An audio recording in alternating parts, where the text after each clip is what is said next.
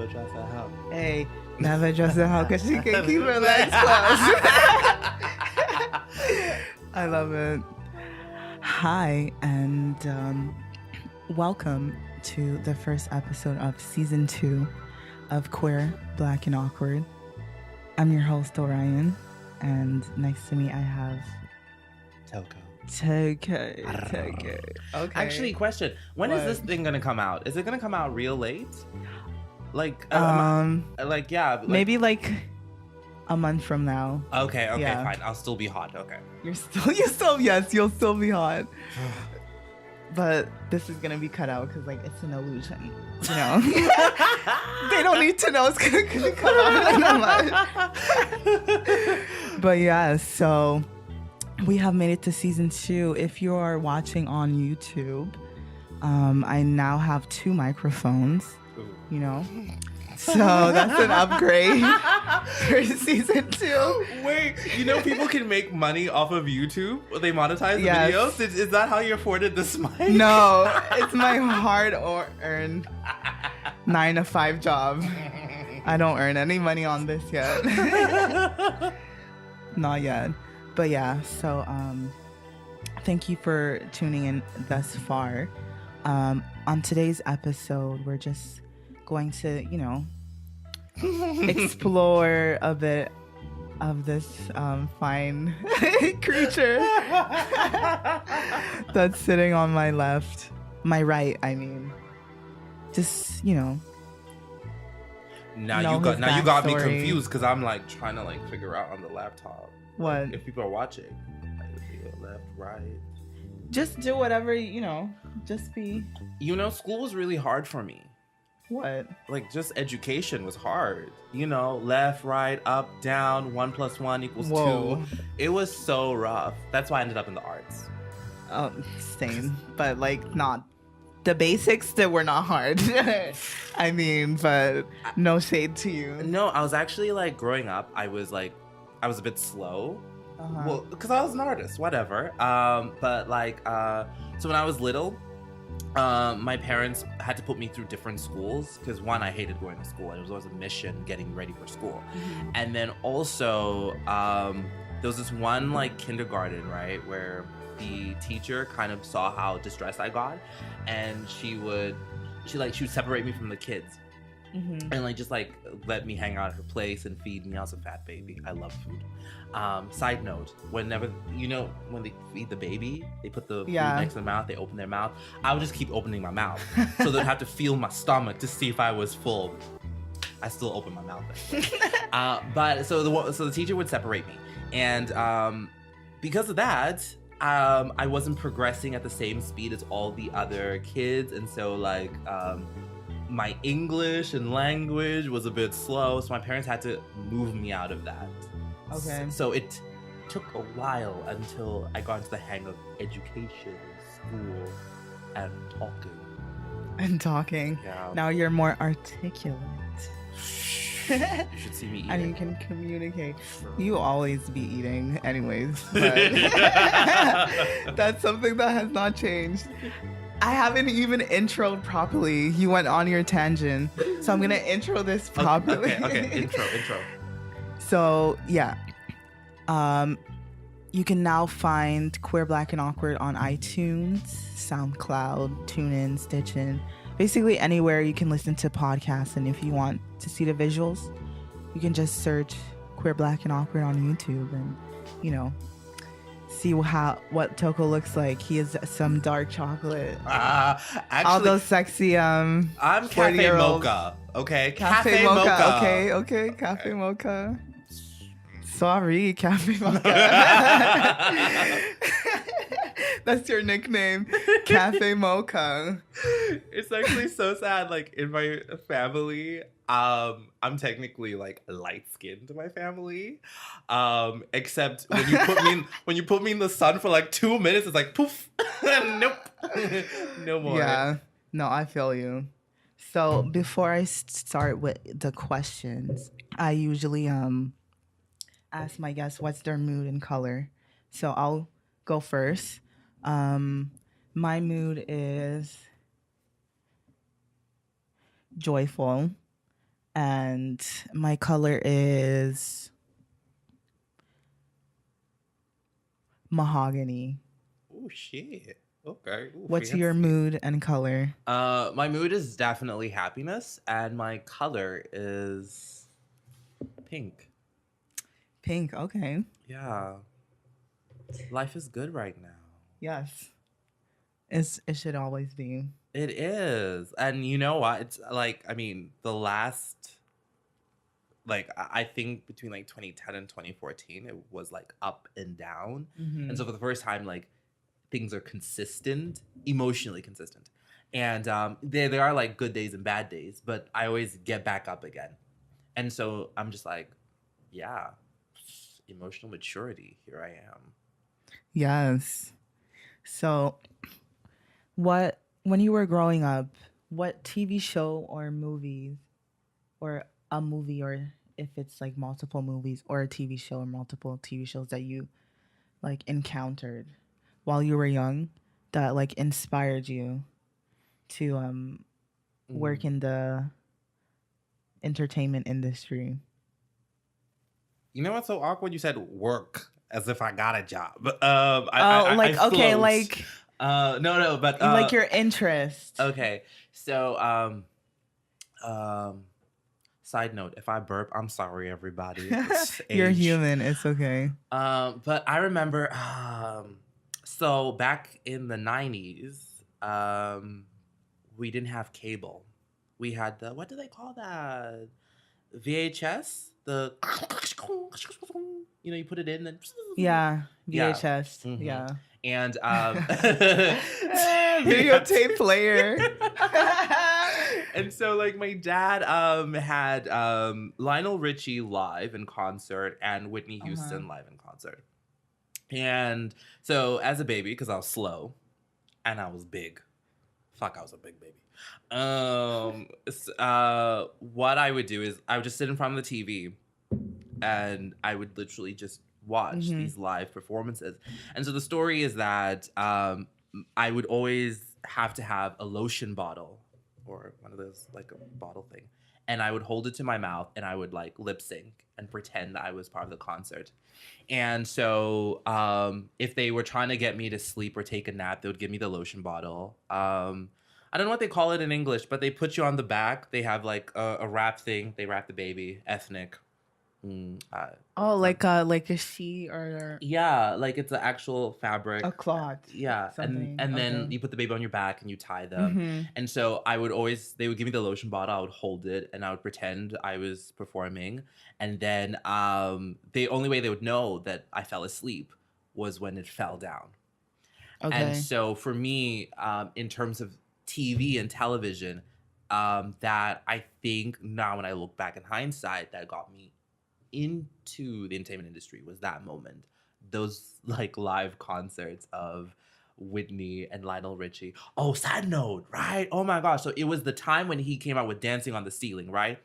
So at the end of the concert, he does, "Whoa, we're dancing on the ceiling." And then they have the harnesses on him and then he ends up floating up to the ceiling. And that freaked me the fuck out as a child. Because I was like, what the fuck? He flying. Oh my gosh. Lionel know. Richie. And then after that, you realize he's just like hanging from like a string that's so thin, so you don't see it from like the naked eye. But he was so fun. Oh, Lionel Richie can still get it. Ew. What do you mean, ew? Like, Lionel it's- Richie? Yeah, because Nah. it's the idea that like in bed he's gonna serenade me, you know? Hello. Hello, that's what I was about to say too. Is it me you're looking for? Oh my gosh, that's hilarious. So I also noticed that you also have an interest in like the fashion industry. Oh yeah. Do you remember like maybe a designer or maybe a model that caught your attention growing up? Oh, don't. Oh Lord, don't. And do you get me remember the started. effect it had on you? Don't get me started. So I think for me, it is a love, a respect, admiration for the industry itself. And remember 2004, 5 perhaps. Christian Dior, John Galliano, the haute couture collection. I don't know whether spring, summer, fall, winter. Um, it was the one where it was inspired by Marie Antoinette, French Revolution, when they killed everybody. And so all the gowns were like it was like blood and gore, but it was beautiful. And so for me, and I remember it was thanks to the TV, it was the first time that I saw garments that were theatrical, that were also beautiful at the same time. It was also Mm-hmm. the first time where I saw a live, like, I don't know, it was like a live performance Okay. or a moment that was so heightened and beautiful all at the same time. And so that was like my first introduction into loving fashion. And then from there, it was just like, okay, I need to know who did this, who made it, where did they come from. So yeah, following John Galliano. And then when he got fired from Dior, I was in South Africa at the time. Oh my gosh, I was so sad. R.I.P. Dior. It went downhill from there. So how do you find the state of Dior now? Ugh. Like I if one thing I'm happy about is that okay, they do have a female creative director, and I think that the Mm-hmm. fashion industry has been really controlled by men for a long time, and so what's come out is this idea of a woman. And I think a lot of these male designers are creating for an ideal woman, not for the Mm-hmm. real woman and what Every real, day. Mm-hmm. yeah, what real women actually want. Yeah. And so I'm happy about that. However, um she doesn't need to be there. She can go back to Valentino where she ruined that as well too. Ugh. But yeah, I like there's certain designers who are female designers like Stella McCartney, who and Victoria Beckham, who are women who make clothes for women, and that is Mm-hmm. fantastic. That is great, and I think some of the issues in the fashion industry is because of patriarchy. Uh, A lot of the problems in our however, society. however, though, Yeah. I think there are people like myself who we are because I fell in love with the old world. A part of me wants that to stay. And Mm-hmm. I think that that's the like it's funny fashion and theater because that's where I studied theater. Fashion and theater are very interesting because they are rooted in the old ways of doing things, heritage, years and years of passing on traditions on and on and on. And that's what keeps that prestige there. Mm-hmm. But yet they still have to move into the present moment.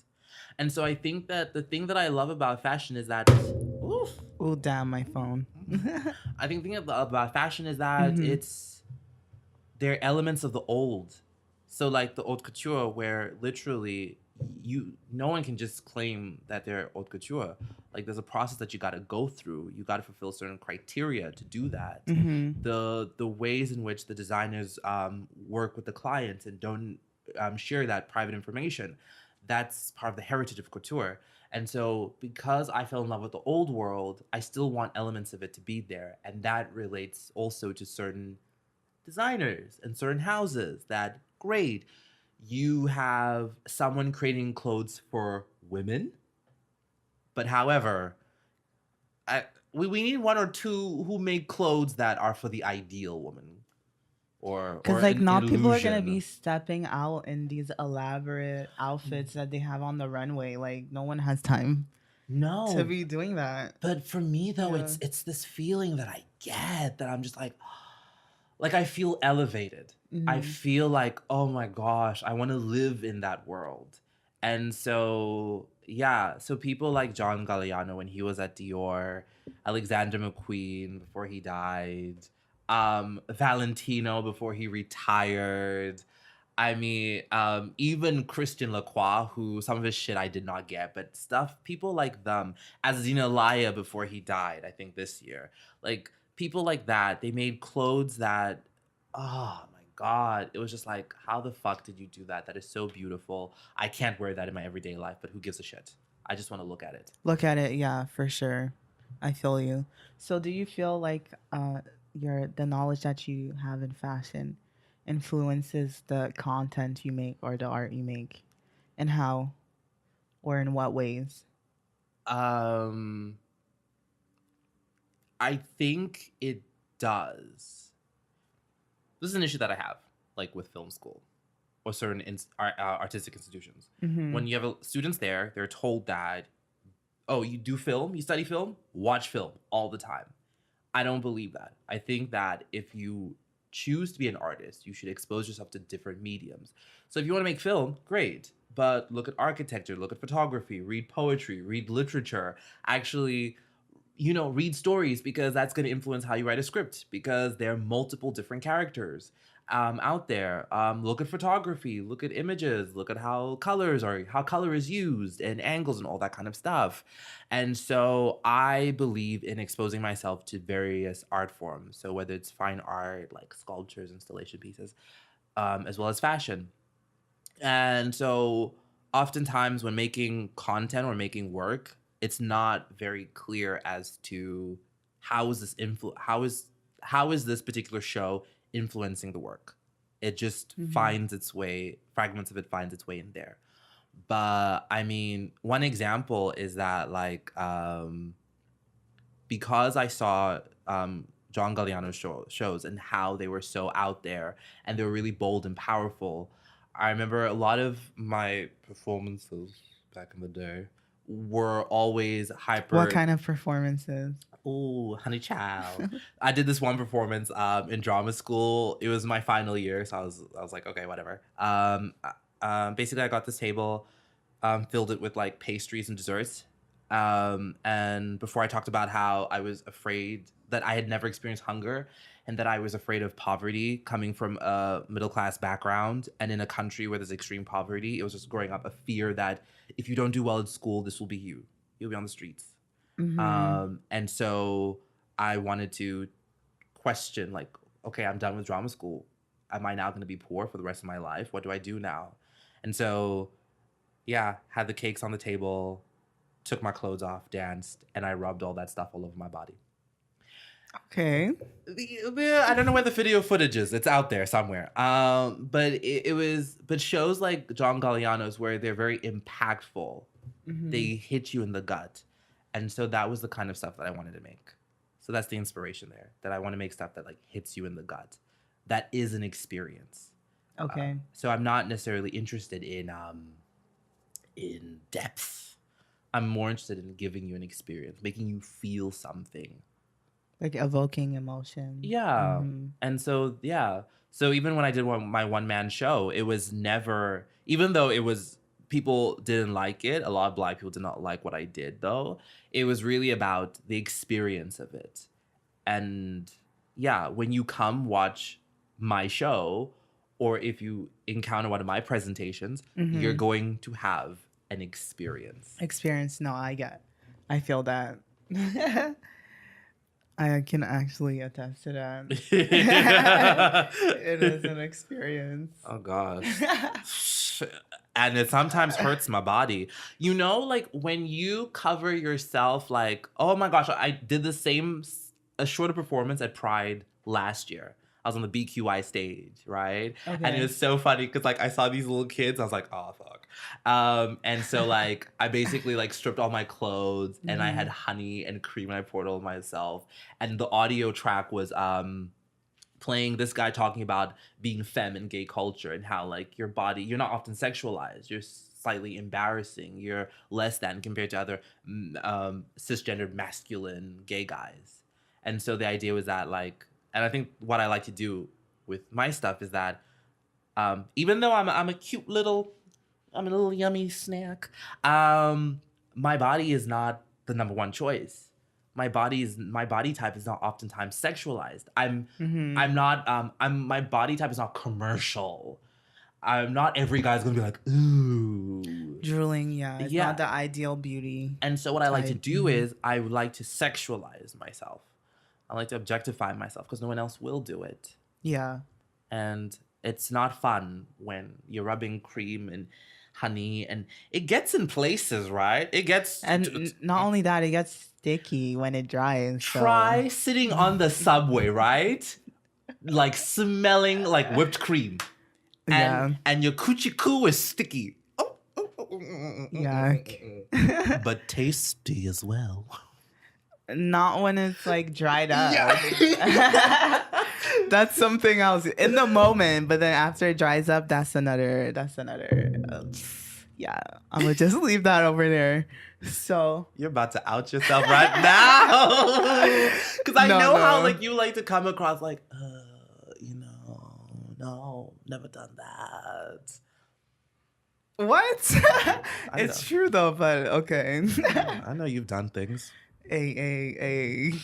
Don't snitch. Don't snitch. So moving right along. I've came across this like little short video you put on your Instagram about it was like these 3 guys that were like sitting outside of a restaurant and just having this conversation about dating. And they were talking, like this black guy was talking about this one, like I don't know if it was all of them or just one. They were talking about the white guys that they were going out with. I was like, very interesting. I literally was just like, what video was I naked? No. Okay, yeah. So that was just basically like so final year of film school got to make a short final semester got to make a short film. And so mine was basically a proof of concept, a teaser for what would be a TV show, the black gay version of Girls / Sex and the City. But I wanted it to have conversations that I feel as if people are not having. I wanted a new proposition, a new presentation of the community. Because oftentimes I felt as if you are black and queer, your life is really depressing. Hard. Which I admit, yes, for a lot of people it is. Yeah, but it's not everyone's reality. Yeah, and we had a conversation about this, I think, last week, where people don't often talk about classism. And my own experience as someone who's black and queer, cisgendered male, is that yes, I have privileges because of my able body, but then also where I was born, my educational background, because I come from a middle-class family, because I went to private schools my whole entire life, it means that the people I surround myself with oftentimes are not overt racists, or they're super open-minded, which means that if I go to the store and someone might be approaching me or treating me in a way that may be racist or discriminatory, because I have that private school mentality, because I grew up with all these things, I have that, fuck you, no, you will do what I tell you to do. It's that like private school entitlement situation, I think. And so I wanted, for the show that I wanted to do, was that I wanted to show characters who they were not doing badly, or they were not struggling that much. They had struggles, but they were just different members of the community. And I wanted to show one black person who he had come from money his entire life. And so that alters and affects who he hangs out with and how he treats people. And so, yeah, the teaser was basically a conversation about like interracial dating. And I wanted to explore that, because what happens when, both parties are queer, but one has a lot of privileges and the other one doesn't. And how do you navigate that? How do you find that common ground and sustain a great relationship? Yeah. When I saw it, it was very interesting. It gave me, like you said, like Gilmore Girls or like Girls, Sex and City. Sex in the City. Because also, like, I was just like, as a black guy, right, I have to compete. Like, I'm like an iPhone 5. Like, like secondhand. But there are these iPhone 10s walking around, okay? And most times I feel as if like 5C, because you're colored. Ooh! I love, yes.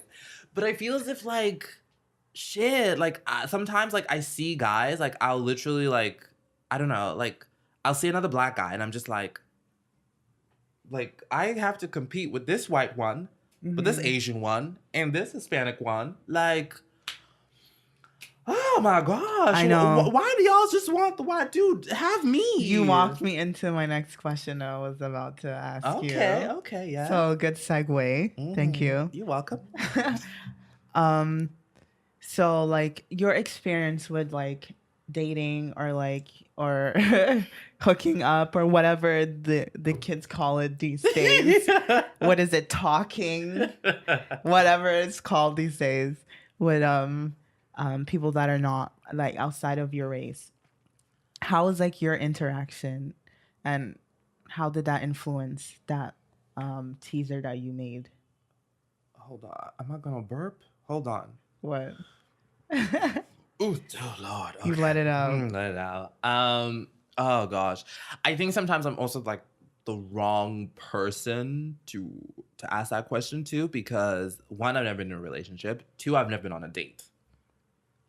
Oh, you haven't been on one date? No. Girl, same. I have never been in... No one has Same. ever asked me out on a date. And Yeah. I've never asked anyone on a date because I'm really complicated Same. like that. Because I have to really feel something for you strongly to Yeah. ask you out. For me to waste my time like that, no. Thank you. Mm-mm. So, but then when it comes to... Because I went to like a private international school. For me, difference. Like I was surrounded by difference. And so, when I was younger, the idea of dating another black guy was just like a no, because my whole family's black. I grew up around black people. I want something different now. And that's what the character says. He's like, I want something new. I want something fresh. I want something thrilling. And that was just basically me when I was younger. Then I went to South Africa. Oh my God. The black men. Oh my. Anyway, so that opened me up, and I was like, yes, but I'm attracted to difference. But when it comes to approaching or dating, I think that I don't know if other people have this, but I have that complex of like this thought in my head that like if I'm attracted to a guy who's maybe of a different race, sometimes I'm just like, why me? Or like, why would you want me when you can have that white dude or that Asian dude or that Indian dude or that other one? Because they're more like exotic. So Not all the time though. Oh yeah. Black people can be exotic too. Yeah, that is true. But like, I don't know. I think personally for me though, it's I'm just the worst person to ask that question because I'm not on. I don't do that. Like even like Tinder, I deleted my Tinder app. Oh yeah. Do you know how many times I've deleted it? So are you on any dating apps or no dating apps? Well, who's asking? Jacked, Grinder, Tinder. I think there's a fourth one. Hornet. Deleted all of them a few weeks ago. Prior to that, I always reinstall them, delete them, reinstall them, delete them, because I get bored. Because most times, like, I just get bored with guys. Like, no one sticks long enough. Because then what happens is, like, I see you, I'm attracted, I want to get to know you, and then I'm like, okay. You lose interest along the way. Yeah. My moon is in Sagittarius. If any man out there wants me, my moon is in Sagittarius too. My sun is in Libra. My moon is in Sagittarius. My rising is in Aquarius. So because my moon is in Sagittarius, I need change quite frequently. Same. And so it's something that I struggle with, that consistency, because I love change so much. I had to click. Oh no. Okay. Keep talking. I love change so much. And for me, one of my biggest fears is to be stuck in one place for the rest of my life, doing the same thing. That is my fear too. Oh my gosh, you do not even know. Like, that's like, I'd rather kill myself than to even get to that feeling and sensation in life. So that's why I'm like doing everything in my power to not be in that position. But the problem is for me though, is that I keep wondering what is wrong with me that I can't see a guy, find a guy, and just be like, as I want you.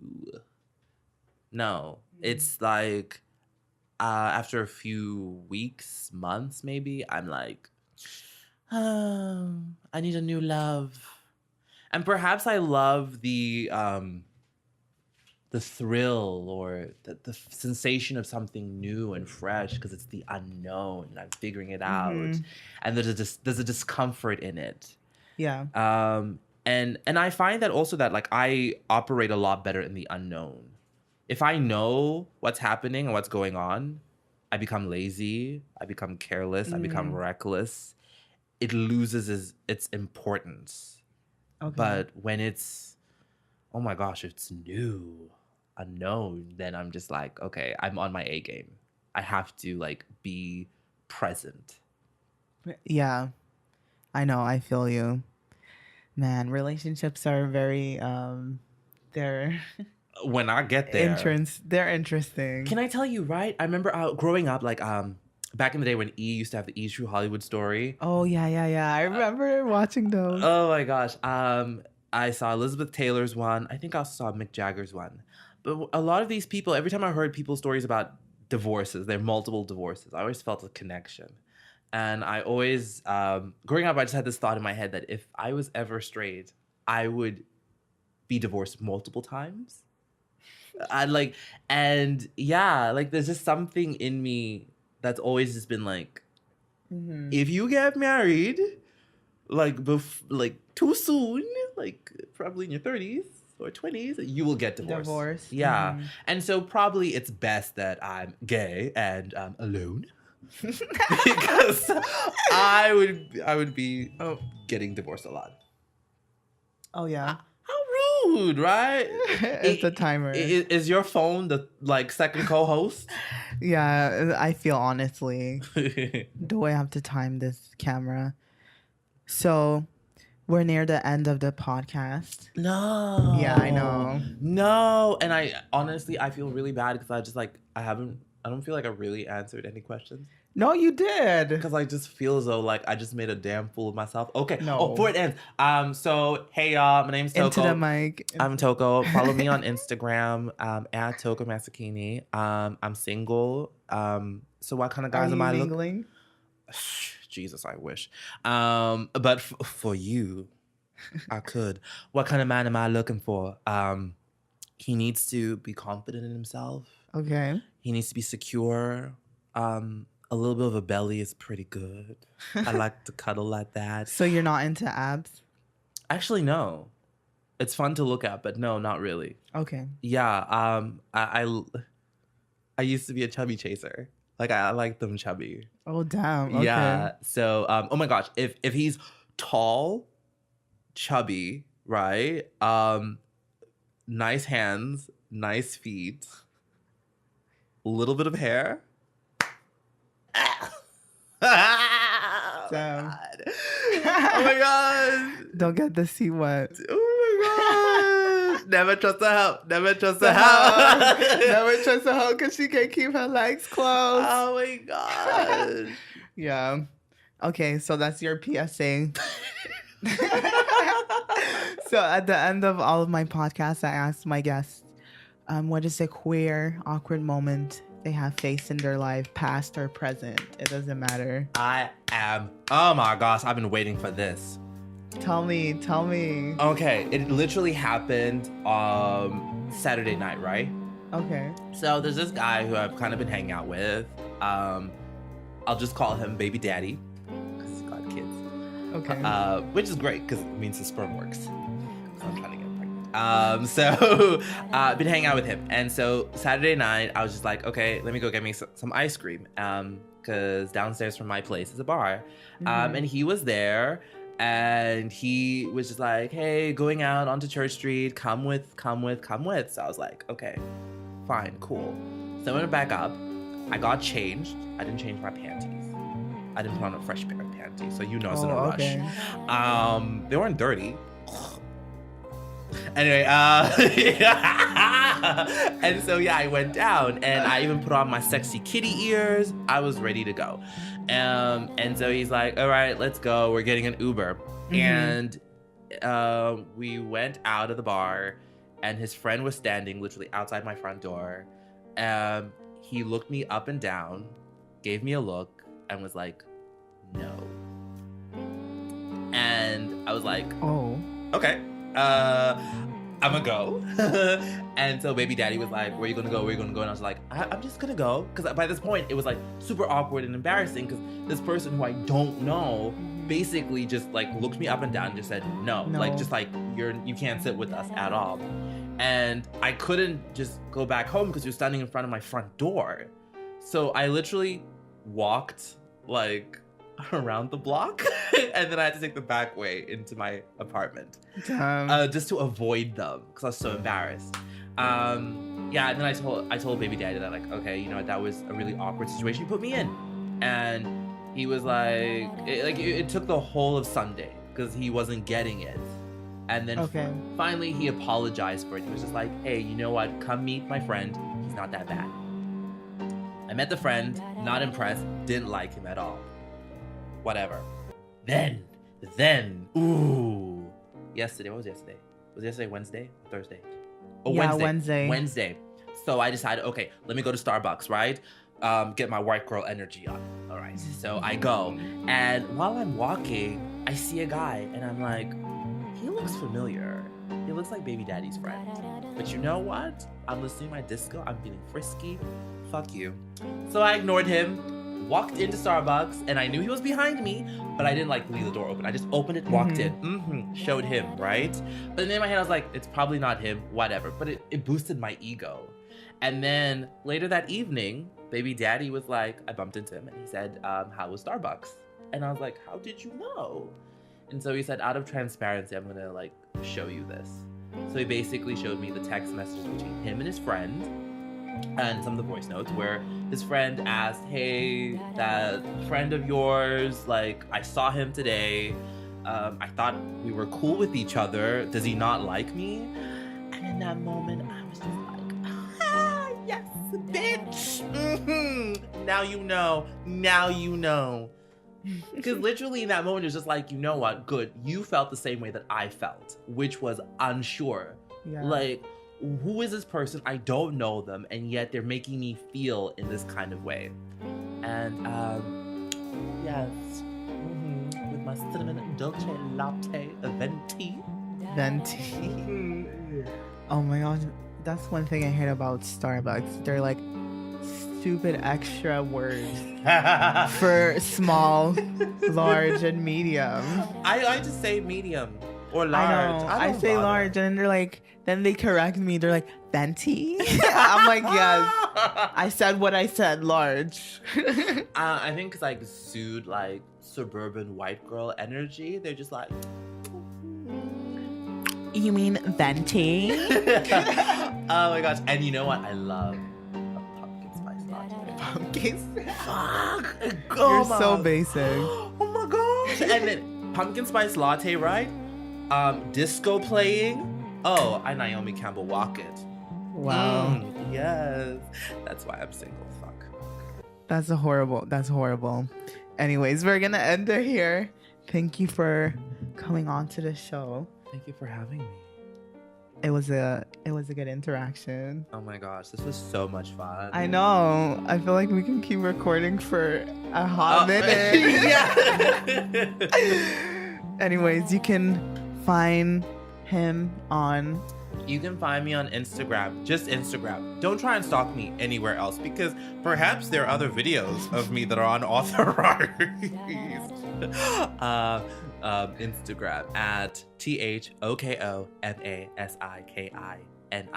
Side note, you know one thing I'm very proud of, right? Like with my Instagram, is that you never see ankles. Because a lady never shows her ankles. Because these men in the streets, right? Is that the reason why? What's wrong with showing your ankle? Because it's there's certain parts of the body that are very arousinous. You know? The what I mean? ankle though? Oh my fuck!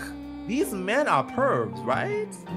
Ankles. I never show my ankles, and I never show too much nipple. That's how you know. So what is like the half of the nipple okay or what? It's just like, you know? That's basically all the nipple. You just put your hand on the areola. I'm classy. A classy hoe. Anyways, thanks for tuning in. And also make sure to rate the podcast if you're listening to it on any platform. It helps me out. So, if you're listening, just like rate it, whatever. It could be 1, it could be 5, as long as you rate it, So, thanks for listening, and until next time, stay awkward.